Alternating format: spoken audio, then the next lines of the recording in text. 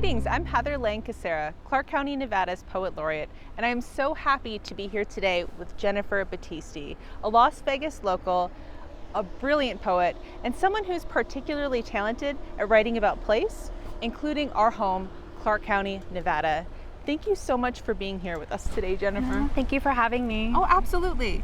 So could you tell us a little bit about how you first got into poetry? Sure, absolutely. I was a kid when I first was introduced to poetry. It was from a teacher. Awesome. My third grade teacher introduced me to Shel Silverstein's A Light in the Attic, and I think I first fell in love with sound and the way that the words felt a little bit like acrobatics in your mouth. Yeah. Very cool. I love that. And then I've just been writing ever since. It's just stayed with me. That's really awesome. Yeah. Cool. So Jennifer, you give back to our community in a lot of ways, which I really appreciate. One of those ways is through the Alzheimer's Poetry Project. Could you tell us a bit about that? Sure, absolutely. So the Alzheimer's Poetry Project is an international program that last year we introduced to Clark County. So it's basically a mighty group of poets. We're certified teaching artists, and we go into assisted living facilities to perform and create poetry with older adults living with Alzheimer's and dementia.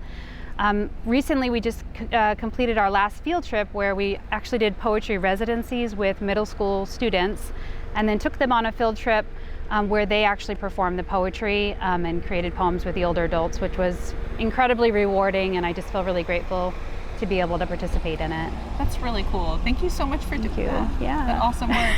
So you're clearly very comfortable with poetry, but we know there's folks out there who are a little bit nervous about poetry, a little unsure. Do you have any advice for them?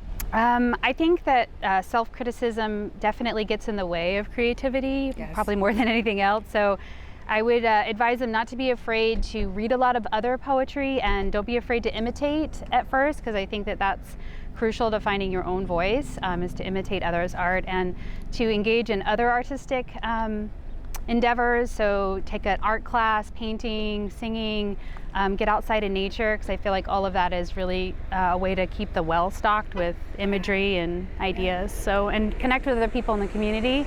I've had nothing but like a warm welcome from other people. Everybody's been really inclusive, including you, tremendously. So Thanks, Jennifer, likewise. just to come out and find your people. Yeah, absolutely. Absolutely. Now I'm like, I want to take a painting class.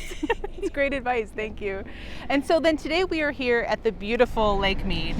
Gorgeous. Could you tell us a little bit about how this place relates to your poem? Absolutely. So I'm a Las Vegas native, and I spent every summer of my childhood boating and fishing on this lake. So it means so much to me.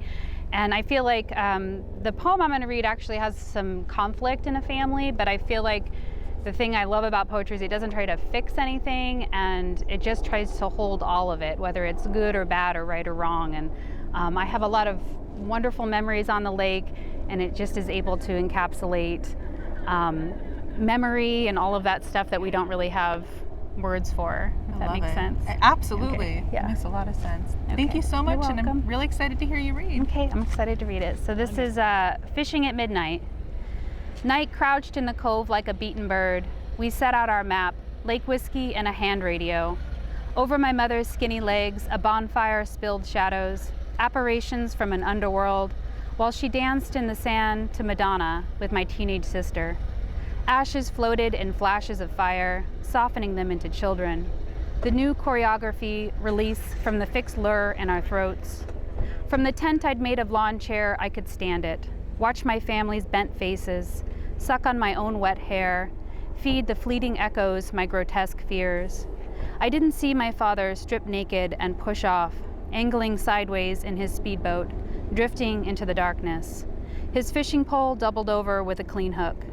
Every star hung its head. The moon hovered over us, cracked in places, like shattered dishes glued back together, refusing defeat. The kind of loyalty I understood.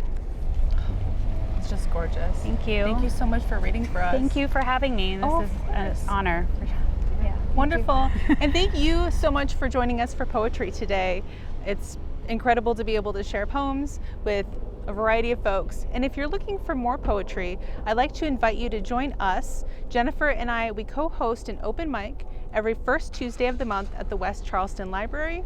You can find additional details on their website, but if you'd like to come, just check it out or bring your own poems. We'd love to hear them. So happy reading, happy writing, and just thanks for joining us today.